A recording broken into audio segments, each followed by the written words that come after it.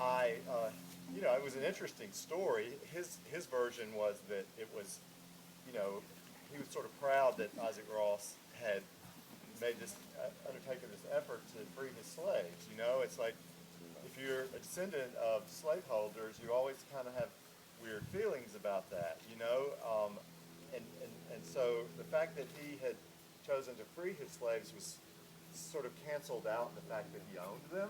That was sort of the way the family saw it.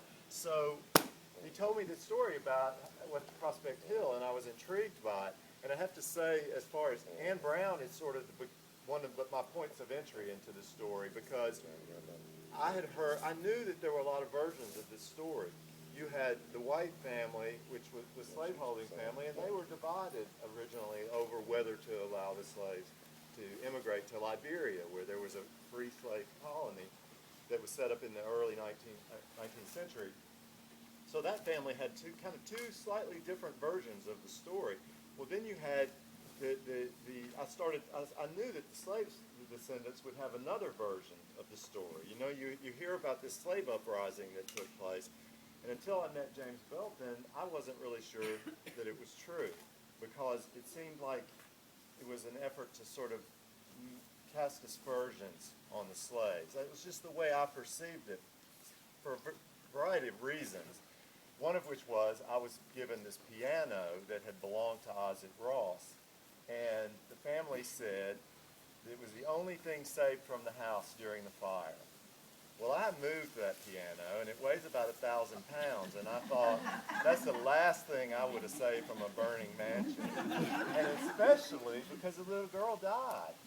And so I thought, this story somehow doesn't add up, but everything I read just kept saying, you know, the slaves had set fire to the house, and it seemed kind of an attempt to support opposing freeing them in a way. That was the way I interpreted it. I'm a journalist, so I'm always skeptical, and I'm always got questions, but I'm always interested in finding out how the story ends.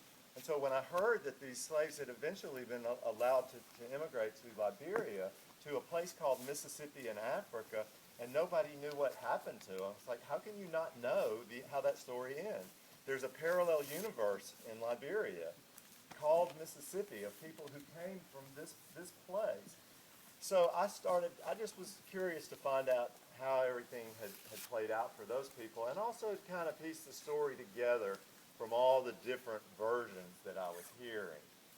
And I started out at the Jefferson County Courthouse. I had no idea that there would be anything there. I knew that the courthouse had burned, and I thought, well, these records are going to be gone, but oh, what the hell, I'll just go and see. And I was in there, and there was a woman there named Nikisha Ellis who was helping me, I think just kind of the same way people help Jessica.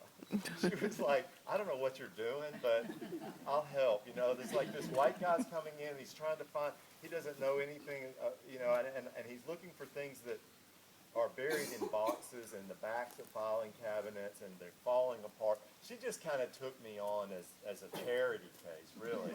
But she was very nice. And so I was in there doing my research one day, and this lady was over there in the courthouse, and it was Anne Brown, and she said, what are you doing? And I said, research. I was just a little put off by her, you know, like she was trying to get up in my business. And so then she left, and after she left, Nikisha Ellis said, that's Anne Brown, you need to know her. And so when she came back, I was a little more open, and I started talking. And of course, she's an unbelievable gold mine of information, and she put me in touch with a lot of people, one of whom is Laura Butch Ross Nichols, who had a whole different story to tell, because I also started just calling anybody named Ross in the phone book and saying, are you related to Prospect Hill? Well, I had no idea how Butch was related when Anne put me in touch with her, because Butch is not a descendant of the slaves who went to Liberia or the slaves who burned the house like James Belton. Butch is actually descended from the white family and from another family, African-American family, And so that all was happening during the 20th century.